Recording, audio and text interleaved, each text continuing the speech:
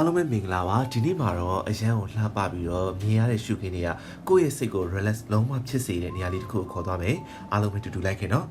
She moves like a map with no borders, a whisper caught in the wind. I see her boots at the corner cafe with a notebook and ဒီနေရာလေးကတော့ကရင်ပြည်နယ်ဖအံမြို့မှာရှိတဲ့အရန်ကိုလှတဲ့နေရာလေးတစ်ခုမိုးရွာလာတာဖြစ်တဲ့အတွက်မိုးရွာပြီးချင်းမှာပေါ့နော်ဒီမြင်မွေးကိုမြင်ရတော့အရန်ကိုပို့ပြီးတော့လှတယ်လို့ထင်ရတယ် something in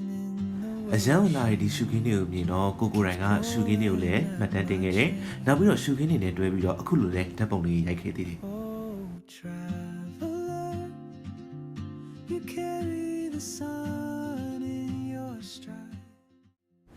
ဒီလိုရမ်းလာတဲ့နေရာလေးကတော့ကရင်ပြည်နယ်ဖအံမြို့မှာရှိတဲ့ကော့တန်းမယ်ဆိုတဲ့ရွာလေးကိုသွားတဲ့နေရာမှာမြင်ရတဲ့မြင်ကွင်းအရန်ဝင်ကြည့်ရလဲဘယ်လိုပြောရမလဲ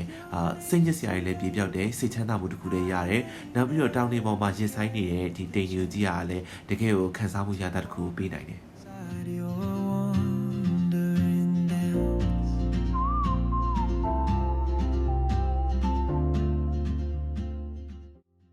Okay ဒါကြောင့်မလို့ကရင်ပြည်နယ်ဖအံမြို့ကိုရောက်မယ်ဆိုရင်ဒီနေရာလေးကိုလည်းမဖြစ်မနေသွားတဲ့နေဆိုတော့ကျွန်တော်ကအကြံပြုချင်ပါတယ်နောက်ထပ်နေရာလေးတွေရောက်ရင်လည်းကျွန်တော်အခုလိုဗီဒီယိုလေးရိုက်ပြီးတင်ပါမို့လို့စောင့်မျှော်ပြီးတော့ကြည့်ပေးဦးနော် Never heard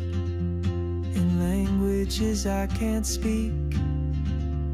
She writes down cities on her wrist and dreams she'll never keep. I sip my coffee, miss my cue.